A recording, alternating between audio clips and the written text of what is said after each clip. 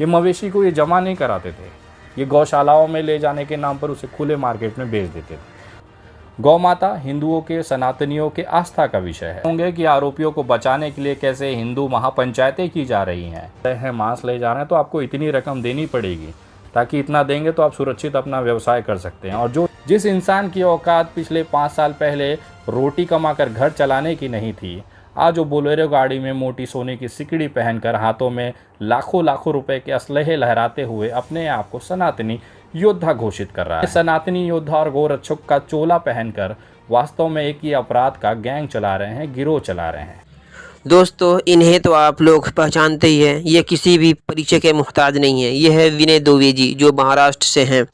ये सामाजिक कार्यकर्ता हैं। ये हिंदू हो या मुस्लिम हो, हर जो तकलीफ़ में होता है, परेशानी में होता है, उनके साथ ये खड़े हो जाते हैं और ये सोचते हैं कि मैं किस तरीके से इनकी हेल्प करूं ताकि इनकी मदद हो सके, ये परेशानी से बाहर आ सके। आजकल जो गौ रक्षा के नाम पर लोगों की मॉब लिंचिंग कर दे रहे हैं, लोगों की हत्या कर दे रहे हैं। और नया नया जो मामला आया लगभग हफ्ता 10 दिन पहले जुनैद को लेकर के और एक और साथी है उनको लेकर के, वो इनका ये पूरी तौर पे बारीकी से आपके सामने रख रहे हैं कि ये लोग जो मारा है, जो लोग इनको कत्ल किया है, उनकी बैकग्राउंड क्या है और इस तरह ये कि लोग किस तरह की हरकत करते हैं, वो इनकी ज़ुबानी सुनिए और अपनी राय कमेंट में ज़रूर दीजिएगा। इनके बारे में ये विनय दुबे जी, अगर घी कहते ना, एक कहावत है कि अगर घी सीधी अंगुली से नहीं निकलती है तो टेढ़ी अंगुली करनी पड़ती है। वो यही है, जो अगर कोई सीधी बात से नहीं सुनता, सीधी तरीके से नहीं सुनता है, तो ये टेढ़ी करके टेढ़ी तरीके से ये सुनते। चाहे जुबान अगर टेढ़ा कोई जुबान करना पड़े, उल्टी सीधी बात अगर से सुनता है तो वो उल्टी सीधी बात करके सुनाते हैं, ये समझाते हैं, करते हैं।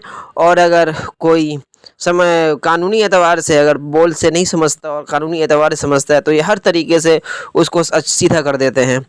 तो इनकी सुनिए, जो एक्ट 2015 में गौ रक्षा को लेकर के हुआ था, वो इनकी ज़ुबानी सुनिए। जो एक्ट आया था और वो एक्ट का किस तरीके से दुरुपयोग किया जाता है। घाटमिका के नासिर और जुनैद के बोलेरो में जिंदा जलाने की घटना तो आपके आंखों के सामने होगी। देख रहे होंगे कि आरोपियों को बचाने के लिए कैसे हिंदू महापंचायतें की जा रही हैं। आरोपियों की गिरफ्तारी को लेकर जंतर मंतर से लेकर हरियाणा के फिरोजपुर में बड़ी बड़ी जनसभाएं की गई। हालात ये हैं कि पुलिस के हाथ अभी भी खाली हैं। लगातार सोशल मीडिया पर यह दिखाया जा रहा था कि इस घटना के मुख्य संभावित आरोपी मोनू मानेसर अभी भी फरार चल रहा है। लेकिन अगर आप आज तक या दूसरे जो बड़े न्यूज़ चैनल हैं उस पर आप देखेंगे तो उनके रिपोर्टरों को वो इंटरव्यू खुलेआम दे रहा है। पुलिस उस तक नहीं पहुंच पाई, यहाँ तक कि आज तक और बाकी जो मीडिया चैनल हैं उसके पत्रकार वहाँ तक ज़रूर पहुँच गए। लेकिन इस तमाम घटना, इस तमाम खबरों के बीच में एक ऐसी पॉइंट है, एक ऐसा मुद्दा है जो खोसा गया है। मुझे विश्वास था कि जो बड़े बड़े आज के यूट्यूब के पत्रकार हैं, सोशल मीडिया के बड़े बड़े चेहरे हैं, शायद इस खबर को वो कवर करेंगे, लेकिन मैं केवल इंतज़ार ही करता रह गया। ये जो इतना बड़ा तथ्य है, आखिर इतने बड़े पत्रकारों से छुप कैसे गया, ये मैं सोचने पे विवश हो गया। और आखिर में आकर मुझे इस विषय पर ये वीडियो बनाने की ज़रूरत महसूस हुई, ताकि देश को ये जानना ज़रूरी है, देश को ये पता होना ज़रूरी है कि किस तरह से एक कानून का इस्तेमाल कर कर लोग करोड़ों रुपया कमा रहे हैं, लोगों की हत्याएं कर रहे हैं और उससे बच भी जा रहे हैं। आपको मैं आज कुछ लोगों के इतिहास के बारे में बताना चाहूँगा, क्योंकि जब आप उनका इतिहास जानेंगे और आज के उनकी स्थिति को आप जोड़ेंगे तो आपकी ये जो कड़ी है, इसकी जो कानून की जो गलत इस्तेमाल है, उसका आपको असर समझ में आने लगेगा। गौ माता हिंदुओं के, सनातनियों के आस्था का विषय है। गौ माता के अंदर बहुत सारे देवताओं का वास है, ऐसा शास्त्रों में लिखा है, जिसकी वजह से गौ माता को लेकर हमेशा से एक संवेदनाएं हिंदू समाज और सनातनी लोगों में रही है। इसी का फ़ायदा उठाकर भारतीय जनता पार्टी और तमाम देश की सरकारों ने गौ हत्या और गौकशी पर पाबंदी लाने के लिए एक कानून बनाया, जिसका नाम था गौ संवर्धन एक्ट। ये वो कानून था जो गौ माता की हत्याओं को रोकने के लिए, उनके ऊपर हो रही बर्बरता को रोकने के लिए बनाया गया था। लेकिन उन्हें क्या पता था कि ये जो कानून जनता और देश के हित में, सनातन के हित में बनाया जा रहा है, इसी का फ़ायदा उठाकर कुछ आरोपी अपने घर को महल में बना देंगे। जिस इंसान की औकात पिछले 5 साल पहले रोटी कमाकर घर चलाने की नहीं थी, आज वो बोलेरो गाड़ी में मोटी सोने की सिकड़ी पहनकर हाथों में लाखों लाखों रुपए के असलहे लहराते हुए अपने आप को सनातनी योद्धा घोषित कर रहा है। लेकिन ये सनातनी योद्धा और गोरक्षक का चोला पहनकर वास्तव में एक ही अपराध का गैंग चला रहे हैं, गिरोह चला रहे हैं। ये बातें मैं क्यों कह रहा हूँ, वीडियो के अंत में आते आते आपको समझ में आनी होगी। लेकिन उससे पहले हरियाणा, पानीपत और दिल्ली के बीच में जो एक इलाका पड़ता है, उसके यहाँ पर कुछ लोगों के बारे में आपको जानना बहुत ज़रूरी है, जिसमें सबसे पहला नाम आता है मोनू मानेसर। मोनू मानेसर उर्फ मोनू यादव। ये वो इंसान है जो 2015 से पहले इनके पिताजी, इनके परिवार की दयनीय हालत थी। साइकिल पे चलते थे ये परिवार, लेकिन आज ये बोलेरो और हथियारों का असलाहा लहराते हैं, गले में मोटी सिकड़ी पहनते हैं। ईद पैसा कहाँ से आया? इतना व्यापार मोनू मानेसर ऐसा कौन सा व्यवसाय, ऐसा व्यापार करते हैं, इसकी अगर एक सवाल पूछ देंगे तो मोनू मानेसर के मुंह पर सन्नाटा छा जाएगा, क्योंकि इसका जवाब उनके पास भी नहीं है। ये गौ संवर्धन एक्ट की वजह से ये आज लखपति करोड़पति हो गए हैं। महंगे गाड़ियों में घूमना, अय्याशी कहना, पैसे लुटाना, और ये तमाम जो संसाधन आए हैं केवल गौ माता के आशीर्वाद से आए हैं। वो आशीर्वाद क्या था आगे वीडियो में मैं आपको बताऊंगा, लेकिन सबसे पहले इनके गिरोह के बारे में आप समझ लीजिए। मोनू मानेसर के साथ में इनके साथ एक लड़के का नाम है लोकेश सिंगला। श्रीकांत करके एक और व्यक्ति हैं जो कि मरोड़ा का निवासी है। अनिल करके एक इंसान है जो मुरथान का रहने वाला है। इसके साथ में रिंकू सैनी। ये ऐसे नाम हैं जो लगातार इस एक्ट का, इस कानून का दुरुपयोग करते आए हैं। दुरुपयोग कैसे है मैं आपको आगे बताना चाहता हूँ। एक FIR हुई थी 2022 में पुलिस स्टेशन नगीना में।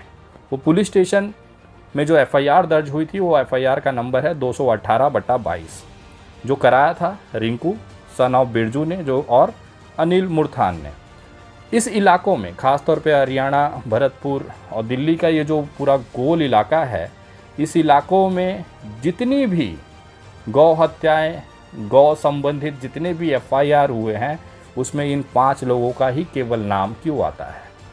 ये सबसे बड़ा सवाल मेरे रिसर्च में निकल के आया कि जितनी भी इस आसपास के पुलिस स्टेशनों में, इस क्षेत्र में 100 किलोमीटर की क्षेत्र में जितने भी FIR गौ हत्या के नाम पर, गौ कशी के नाम पर, गौ तस्करी के नाम पर दर्ज किए गए, उसमें अधिकतर नामों में ये 5 लोग ही थे। मतलब 98% FIR में जो फरियादी थे वो ये 5 लोग थे। ये लोग ये करते थे कि जो व्यक्ति अपने पर्सनल व्यक्तिगत जो गाय है, बैल है, उसे अगर कहीं ले भी जा रहे हैं, समझिए हरियाणा से वो बंदा राजस्थान अपने किसी व्यापार के हिसाब से या बेचने के हिसाब से ले जा रहा है, तो उनको ये पहले दौड़ा कर पकड़ते थे, उनसे पैसे छीन लेते थे। बाद में उनके साथ एक डील की जाती थी। वो डील ये गिरोह इस तरह से करता था कि आपके पास गाय या बैल पकड़ी गई है, आप हमें इतने पैसे दे दीजिए, अदरवाइज़ मैं आपको झूठे केस में, गौ हत्या के केस में, गौ तस्करी के केस में आपको मैं जेल भिजवा दूंगा, वहाँ पर आपकी ज़िंदगी सड़ जानी है। इस पूरे गिरोह को बैकअप दे रहा था वहाँ का स्थानिक पॉलिटिकल नेक्सस, यानी कि वहाँ के नेता। वो विधायक भी हो सकते हैं, सांसद भी हो सकते हैं, कोई भी हो सकता है, लेकिन बिना राजनीतिक संरक्षण के इतनी बड़ा गिरोह इस इलाकों में चलाया नहीं जा सकता। ये जितने भी लावारिस और जितने भी नल्ली चोर लोग हैं जिनका मैंने अभी नाम बताया, इनकी अगर 2014-15 से ये कानून आने से पहले की अगर आप स्थिति देखेंगे तो इनका परिवार भिखारी की तरह भीख मांगकर ही ज़िंदगी जिया करता था। किसानी इनसे होती नहीं थी, लोगों से उधार लेकर, लोगों से भीख मांगकर ये घर में रोटी चावल खा लिया करते थे। लेकिन आज के हालात अगर आप देखेंगे, ये एक्ट आने के बाद इनकी जो परिस्थितियां हैं वो बहुत आसमान की तरह, जैसे अडानी जी का पैसा बढ़ा था 2 सालों में, वैसे ही इनके पैसे और संबंधता बढ़ती गई।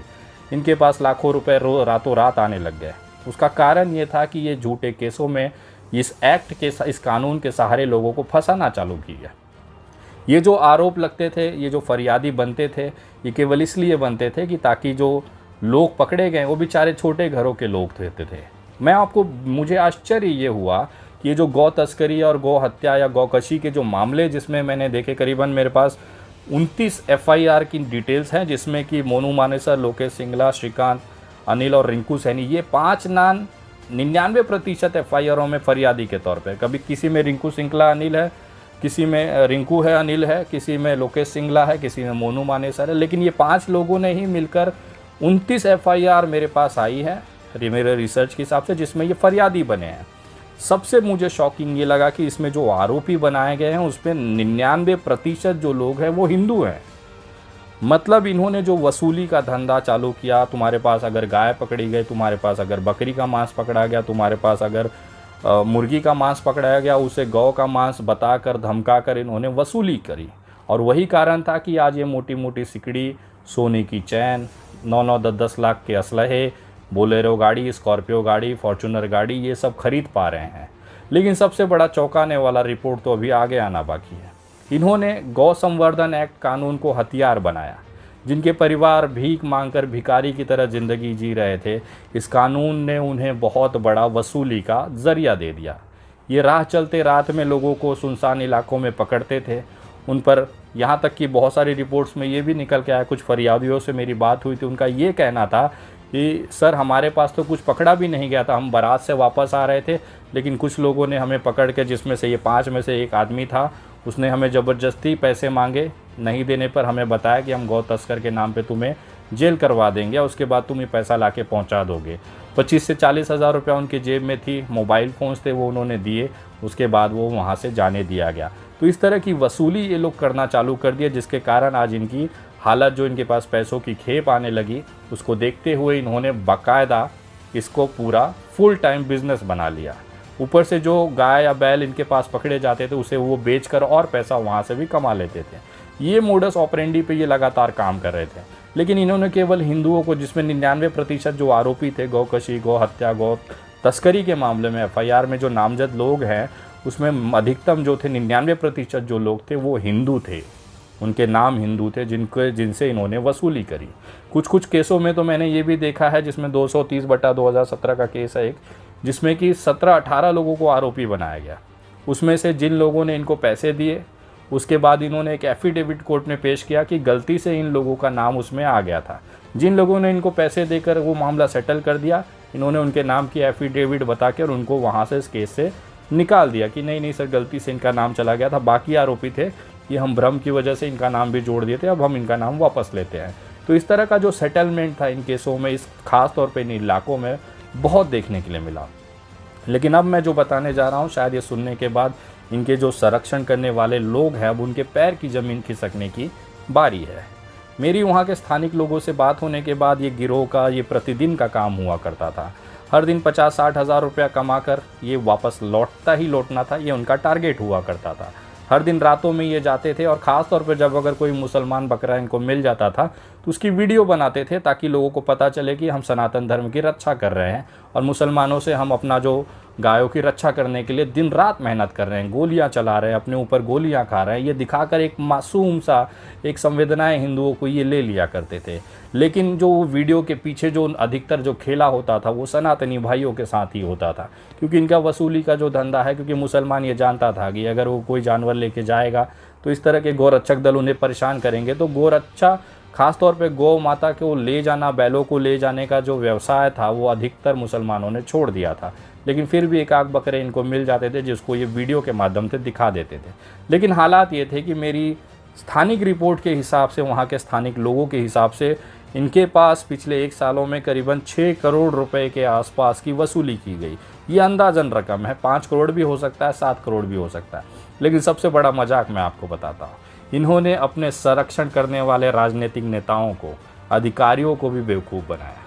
इनके ही एक साथी से मेरी बात हुई, जिन्होंने ये बताया कि विनय भाई, ये तो हमारा जो फिक्स आंकड़ा होता था ये भी हमें नहीं देते थे। उनका ये कहना था कि विनय भाई, पिछले साल इन्होंने 6 करोड़ रुपए के आसपास गिरोह ने कमाए। 20-25 लोगों का गिरोह है, उसमें से 6 करोड़ रुपया साल का पिछले साल इन्होंने कमाया, जिसमें से केवल 15 से 20 लाख रुपया अपने जो ऊपर जो बॉस बैठे हैं, जो इनको संरक्षण देते हैं, ये आंकड़ा उनको बताया, और उसका आंकड़े में से भी जो उनका परसेंटेज बनता था वो उनको पहुंचा दिया, और बाकी की रकम ये खा गए और हड़प गए। इन्होंने 20-22 लोगों ने आपस में बांट लिया, और यहाँ तक कि जो सरकारी अधिकारी इनको संरक्षण देते थे, जो राजनीतिक अधिकारी, जो नेता इनको संरक्षण देते थे, उन्होंने उनको भी झूठ बोलकर वो पैसा इनसे खा गए। हालात ये था कि आज इनका मनोबल बढ़ा हुआ है। ये जब भी कोई केस होता है तो उसको पैसे देकर ये रफा दफा करने की कोशिश करते हैं। उनको पता है कि ऊपर के जो नेता हैं उनको भी कुछ पैसा पहुंच जाता होगा, जिसकी वजह से ये बच जाते होंगे। लेकिन दुर्भाग्य की विषय ये है कि ये उनको भी चूतिया बनाने से पीछे नहीं हटे। जिस मालिकों ने इन्हें संरक्षण दिया, जिस अधिकारियों ने इन्हें संरक्षण दिया, ये उनसे भी हिसाब के मामले में घपलागरी कर कर अपना पैसा, मोटा पैसा बनाकर ये आज खुलेआम अय्याशी की ज़िंदगी जी रहे हैं। हालात ये है कि जो बेचारे जो कहीं से यात्रा कर रहे थे या अपना खुद का मवेशी ले जाकर अपने घर पहुंचा रहे थे, उन सनातनी भाइयों को भी इन्होंने टारगेट करके, आप अगर FIR उठाए, आप चाहे तो RTI मार सकते हैं।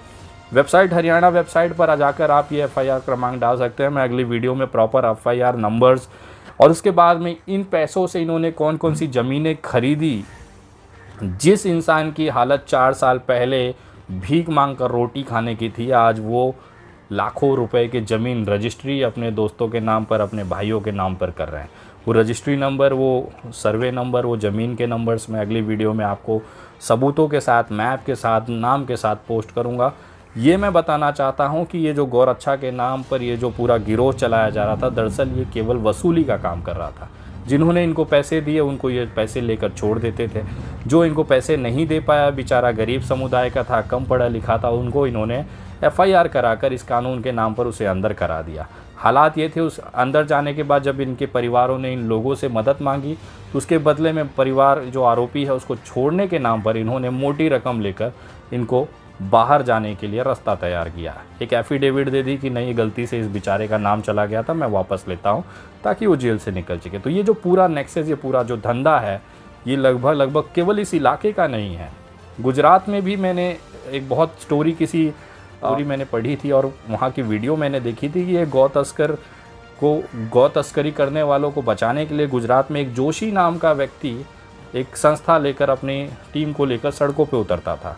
उसका ये कहना था कि हर ट्रक पे हमारा फिक्स भाड़ा होता था कि अगर आप मवेशी ले जा रहे हैं, मांस ले जा रहे हैं, तो आपको इतनी रकम देनी पड़ेगी, ताकि इतना देंगे तो आप सुरक्षित अपना व्यवसाय कर सकते हैं। और जो नहीं करेगा उसको इसके साथ ये मारपीट करते, उसकी जो मवेशी से उसको छीन लेते थे बाद में खुले बाज़ार में। उस हर मवेशी, समझिए एक भैंस की कीमत 40,000 50,000 रुपये, अगर 10 भैंस भी मिल गई उनको किसी ट्रक में तो समझो कि 4 लाख 5 लाख रुपए का उनका माल तैयार हो गया।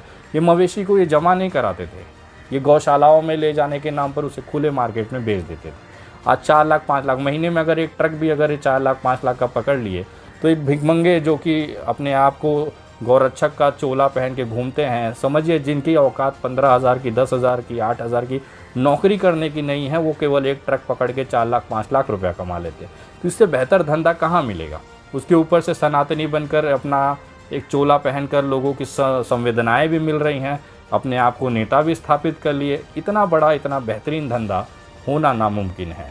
जब इनसे पूछा गया जोशी भैया से कि भाई साहब आप मुसलमानों को पीटते क्यों थे, तो उनका ये कहना था कि अगर मार्केट में दहशत नहीं होगी तो वसूली कैसे हो पाएगी। शायद यही कारण था कि आप लगातार हर 4 महीने 6 महीने पे एक मुसलमान की हत्या या मुसलमानों के मारपीट की घटनाएं इस तरह के गौरक्षक दल के द्वारा आप सुनते होंगे। कारण यही है कि मार्केट में दहशत बनी रहेगी तो वसूली की रकम मोटी होगी। ये वो धंधा है जो बिना इन्वेस्टमेंट के किया जाता था। ये वो धंधा है जिसमें पुलिस और सरकार भी आपकी मदद करती थी। ये वो धंधा है जहाँ पर आप एक रात में मोटी रकम पर कमा सकते हैं। ये वो धंधा है जहाँ पे आपके पढ़ाई की, आपके अनुभव की कोई ज़रूरत नहीं है। सिर्फ ये होता है कि रात में 4 से 6 घंटे आपको जागने हैं, ऐसे ट्रक, ऐसे गाड़ियों को आपको पकड़ना है। ऊपर से अगर कोई मुसलमान मिल गया तो सोने पे सुहागा हो जाता है। ये कारण है कि आज ये जो धंधा है फल फूल रहा है। आज गौरक्षकों के नाम पर गौशालाएँ बनाई जाती हैं, लेकिन उसी गौशाला में हमने गायों को सड़ते हुए, मरते हुए भी देखा। जिस राज्यों में गौ माता को माता के तौर पर पूजा की जाती है, उसी राज्यों में हमने ट्रक भर भर के गौ माताओं को सड़ने के लिए जंगलों में फेंकते हुए भी देखा।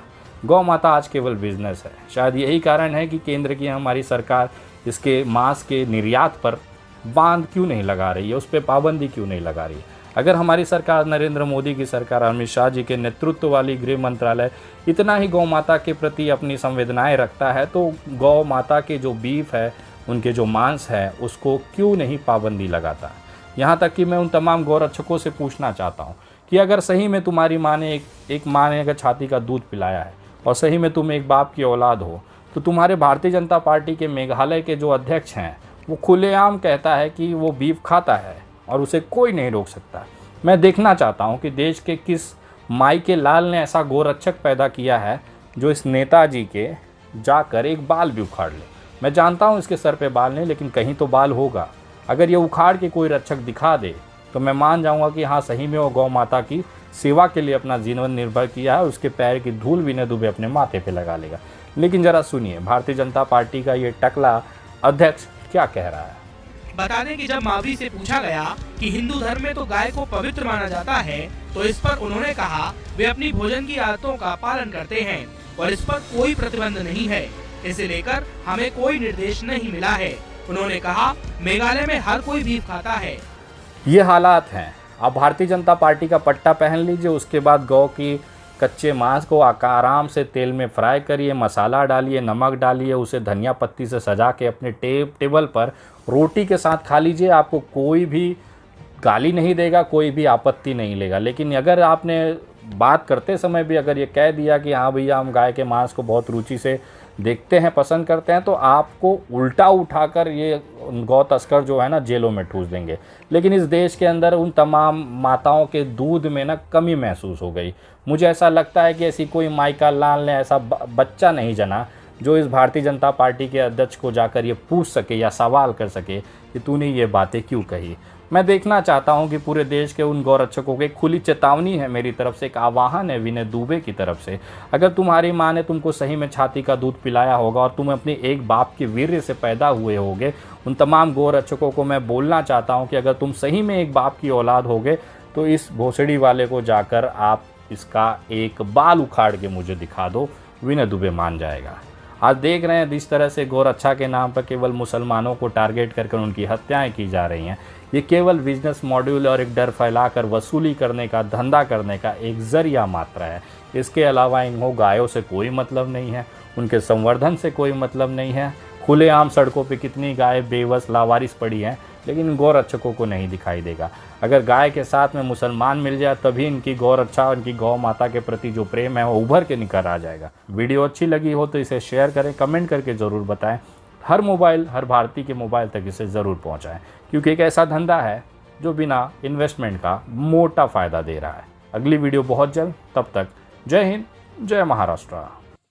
तो आपने पूरी बात इनकी सुनी इस हत्याकांड को लेकर के भी, और जिन लोगों ने इनकी इस हत्याकांड में अब तक सामने आ रहा है उनकी भी बैकग्राउंड सुनी आपने, तो आपको समझ में आया होगा। उम्मीद है कि आपको पूरी बात समझ में आई होगी और 2015 का एक्ट है वो बात भी समझ में आई होगी।